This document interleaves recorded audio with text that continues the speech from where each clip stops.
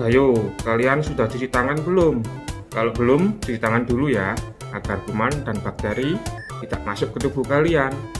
Sehat sekarang bukan hanya untuk kalian, tapi juga demi orang-orang di sekitar kalian. Oke, kalau sudah, kita lanjut videonya. Assalamualaikum warahmatullahi wabarakatuh. Baiklah anak-anak sekalian, sebelum kita memulai pelajaran, mari kita berdoa dulu. Berdoa sesuai agama dan keyakinan masing-masing. Harapannya semoga kita semua mendapat ilmu yang bermanfaat. Berdoa mulai.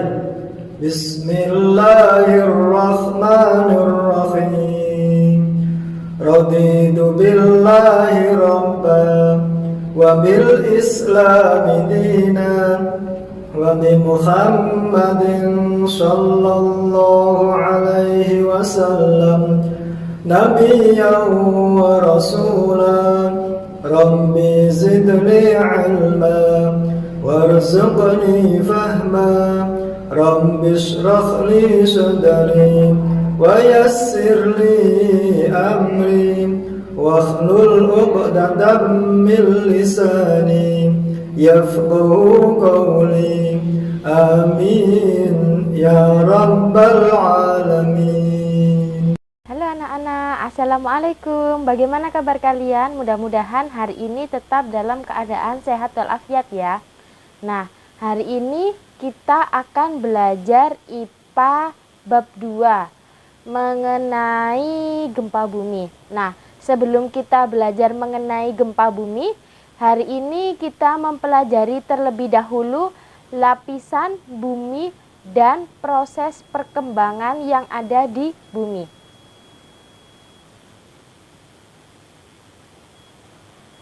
Lapisan bumi. Jadi, bumi yang kita tempati ini sebenarnya ada beberapa lapis di dalamnya.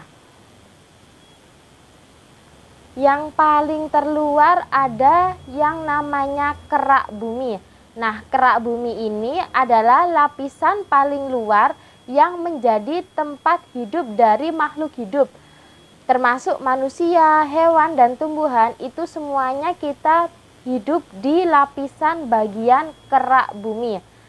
Nah, kedalaman kerak bumi ini sekitar 15 sampai 60 km. Jadi dari lapisan paling luar sampai ke 60 km ke dalam itu termasuk bagian dari kerak bumi. Lapisan kedua kita akan menemukan yang namanya mantel bumi. Nah, mantel bumi ini merupakan lapisan yang berada di bawah kerak bumi yang terdiri atas magma yang sangat kental dan bersuhu panas. Nah, suhunya ini sekitar 1400 sampai 2500 derajat Celcius. Sudah bisa dibayangkan kan bagaimana panasnya? Air panas saja yang pada saat mendidih hanya 100 derajat Celcius, jika terkena tubuh kita rasanya seperti terkelupas, apalagi kalau suhu dari magma yang ada di bumi, khususnya di mantel bumi, sekitar 1400 sampai 2500 derajat Celcius. Pasti sangat panas sekali. Nah, kedalaman dari mantel bumi ini sekitar kurang lebih 2900 km. Nah, berikutnya ada yang namanya inti bumi. Nah, inti bumi ini terbagi jadi dua, yaitu inti yang bagian luar dan inti yang bagian dalam. Jadi, secara keseluruhan, inti bumi merupakan lapisan bumi yang terletak paling dasar di bawah dari lapisan mantel bumi dan merupakan lapisan pusat bumi yang bersuhu sangat panas sekali, yaitu sekitar 3000 sampai 5000 derajat Celcius. Jadi inti bumi ini merupakan gabungan dari inti bumi luar dan inti bumi dalam. Jadi ini inti bumi yang bagian luar dan ini adalah inti bumi yang bagian dalam. Nah, itulah bagian lapisan bumi yang kita tempati. Jadi secara garis besar ada kerak bumi, ada mantel bumi, dan yang paling dalam adalah inti bumi. Berikutnya ada proses perkembangan bumi. Jadi adanya perubahan bentuk permukaan bumi itu disebabkan oleh adanya tenaga alam yang berasal dari dalam bumi maupun dari luar bumi. Nah, kalau dari dalam bumi itu dinamakan endogen. Jadi kalau dari dalam bumi dinamakan tenaga endogen. Sebaliknya, kalau tenaga itu berasal dari luar bumi namanya tenaga eksogen. Nah, mari kita bahas apa sih itu tenaga eksogen dan tenaga endogen. Tenaga endogen eksogen adalah tenaga yang bersifat merusak atau mengikis permukaan bumi. Jadi tenaga eksogen ini berasal dari luar bumi kan? Nah, dia ini umumnya bersifat merusak dan mengikis permukaan bumi. Tenaga ini bisa berasal dari udara, bisa berasal dari es atau gletser, air, maupun dari reaksi kimia. Contohnya, jadi misalnya ada proses pelapukan. Nah, proses pelapukan merupakan proses hancurnya bebatuan karena sinar matahari, reaksi kimia, atau organisme. Nah, adanya pelapukan, maka bebatuan itu akan hancur yang disebabkan oleh sinar matahari bisa atau organisme. Kemudian bisa juga proses erosi. Nah, proses yaitu perpindahan bebatuan karena adanya arus laut atau dinamakan dengan abrasi. Bisa disebabkan oleh angin yaitu yang dinamakan korasi, atau disebabkan oleh gletser atau yang dinamakan dengan eksarasi. Jadi bebatuan itu bisa berpindah, bisa dikarenakan adanya arus laut, angin, atau gletser. Jadi arus laut itu kan pasti menimbulkan gelombang. Nah, gelombang itu dia akan membawa bebatuan yang ada di tengah laut, di dasar laut akan lama-kelamaan berada di tepi pantai. Nah, kalau yang angin, bebatuan itu biasanya kita ada di daerah gurun. Nah, di daerah gurun pasir itu kan anginnya sangat kencang dan daerahnya pun tandus serta luas. Jadi, angin dengan mudah sekali akan membawa bebatuan-bebatuan dari satu tempat ke tempat yang lain. Kalau gletser itu kan es, bongkahan es. Jadi, kalau gletser itu mencair, maka akan terjadi erosi atau berpindahnya bebatuan dari satu tempat ke tempat yang lain karena adanya es yang mencair itu tadi.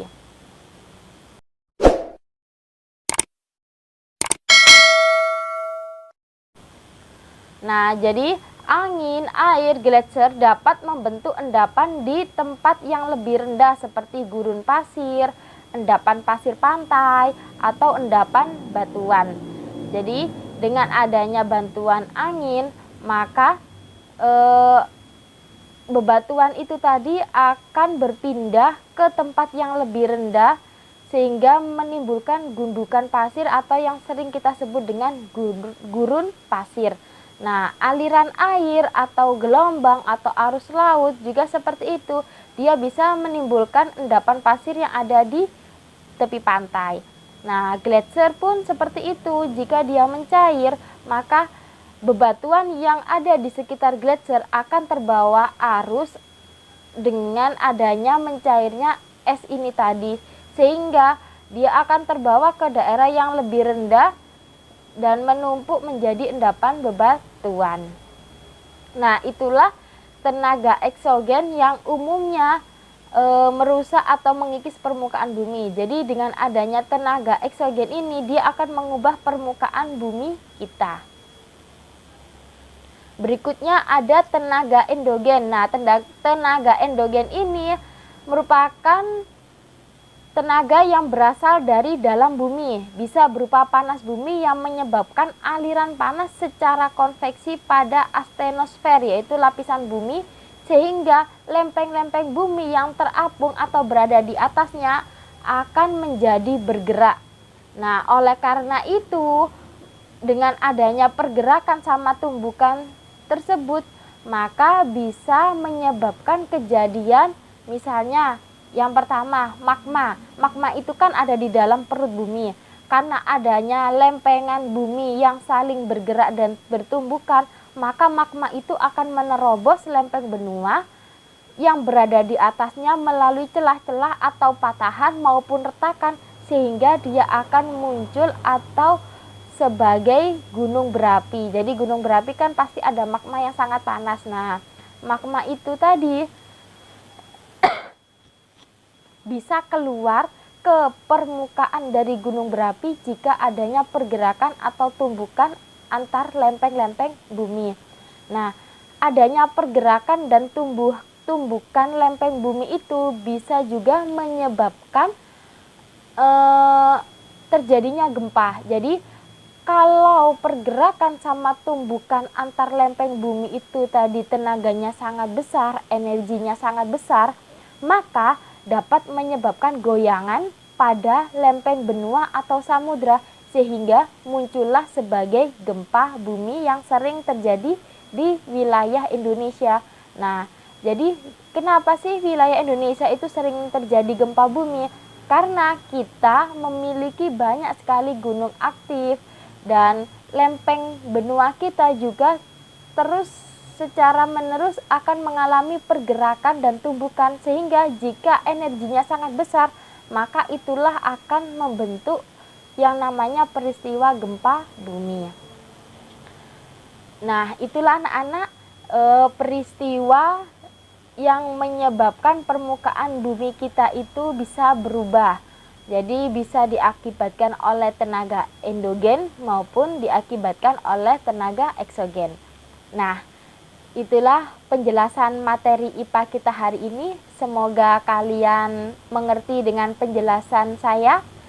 Untuk minggu depan kita akan melanjutkan mengenai peristiwa gempa bumi.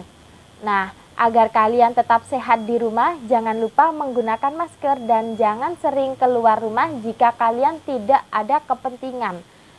Tetap menjaga kesehatan, tetap menggunakan masker, tetap sering mencuci tangan. Semangat belajar di rumah, SMK Yapenas pasti bisa. Assalamualaikum. Salam olahraga, salam sehat. Jangan lupa memakai masker setiap kali berkegiatan di luar rumah. Dan gunakan masker untuk menutupi hidung dan mulut kalian. Contohnya seperti ini. Oke guys. Bagaimana dengan pembelajaran hari ini? Sukses selalu, tetap semangat. Jangan lupa jaga kesehatan, pakai masker, selalu cuci tangan, dan jangan lupa jangan keluyuran kemana-mana. Tetap di rumah saja, bantu orang tua.